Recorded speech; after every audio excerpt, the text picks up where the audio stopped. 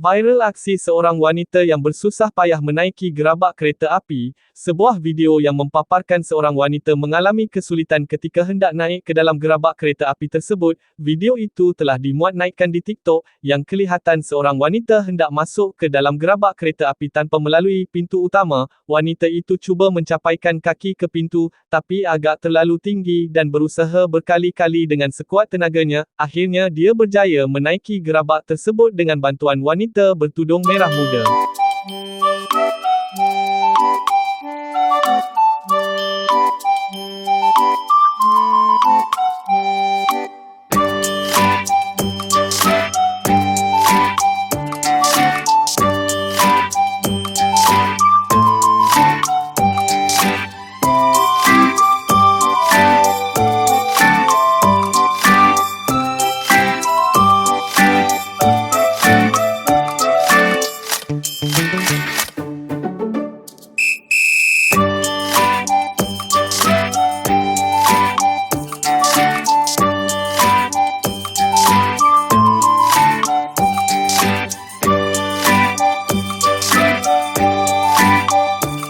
Meninjau di ruang komen, ramai netizen memuji kesungguhan wanita itu, sehingga dia berjaya menaiki gerabak kereta api tersebut. Malah ada juga yang berkata sambil bergurau, "Terangkat angkat kaki kita tengok dia panjat, rasa kita pula yang panjat."